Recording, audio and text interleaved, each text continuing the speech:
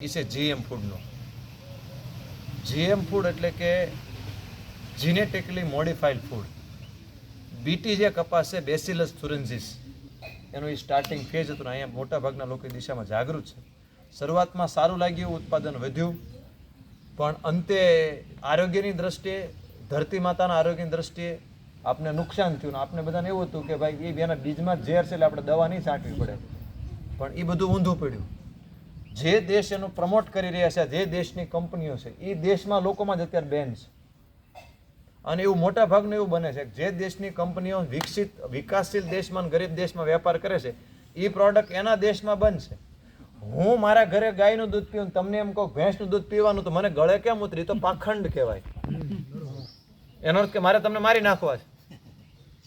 એટલે આપણે આ વિચાર કરવો પડે. આપણે કાંઈ મળવા વાળા તો નથી. કેટલી બધી દવાઓ એવી છે કે જે યુરોપમાં અને બીજા કન્ટ્રીઓમાં બનશે ને એ દેશની કંપનીઓ ભારતમાં સુખથી દવાઓ વેચે. એનો અર્થ કે આપણે બધા સસલાનું ઉંદર, અમારે મેડિકલ સાયન્સમાં એક પ્રયોગ આવે ગિનીપિગ.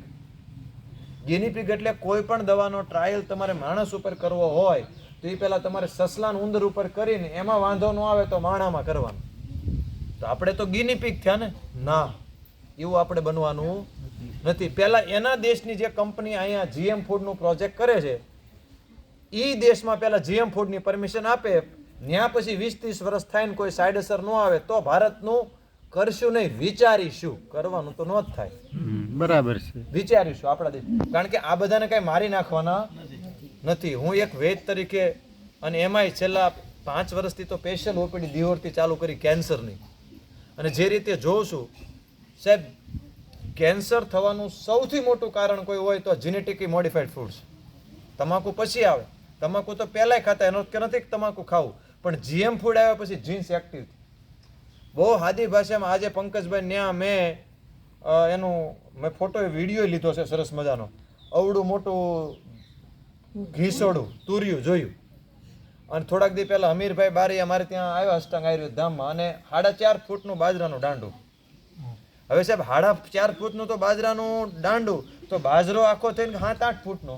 એટલે 8 ફૂટનો બાજરો ખાતા હતા. એટલે આપણા વડીલો 8-8 ફૂટના હતા, અને 5-5 જણાના પકડી લેતા હતા. હાઈટ બોડી હતા.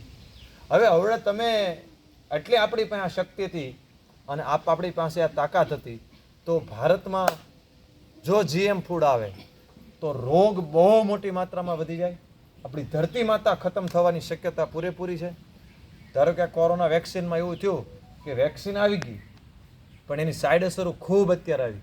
કોઈ પણ વેક્સિન 3 વર્ષના ટ્રાયલ પછી આવવી જોઈએ. એટલે જે લોકોને વ્યાપાર કરવો છે તો લોકો આડાવડું કરીને ગમે એમ કરીને કરશે, પણ આપણે બધા એ બાબતમાં ખૂબ એલર્ટ રહેવું પડશે અને આપણે આવનારી પેઢીને બચાવવી પડશે. એટલે આપ સૌને મારી પ્રાર્થના છે કે એ લોભ લાલચમાં ન પહોંચવું, અને આપણા જે દેશી બિયારણ જેમાં કેપે, આપણે હારી નંદી હોય અને હારી દેશી ગીર ગાય હોય તો કાંઈ ભેંસની દૂધમાં પાછળ આપણે રહી નહીં. કાંકરેજ ગાય એવી કરે, એવી રીતે એટલા મોટા ઘીસોડા હોય ને, અને અવળું થયા પછી એટલું કૂણું, એટલે કેટલી કેપેસિટી કહેવા જાય. એટલે એમાં કાંઈ બહુ મને એવું નથી લાગતું કે આપણે એનું સમર્થન કરવું જોઈએ. આપણે આવનારી પેઢી માટે બચવું પડશે. એટલે આ પહેલું જે દેશની કંપની અત્યારે પ્રમોટ કરવા માગે છે, કંપનીઓ એના દેશમાં 30 વર્ષ કરી નાખે અને કોઈને કાંઈ વાંધો ન આવે તો પછી વિચારીશું. ત્યાં સુધી અમારી પાસે દેશી બિયારણ બહુ સારું છે. કપાસમાં તમે કરીને અમારું જે કાંઈ હેરાન કર્યા હોય કર્યા, પણ હવે અમારે હેરાન થવા માંગતા નથી.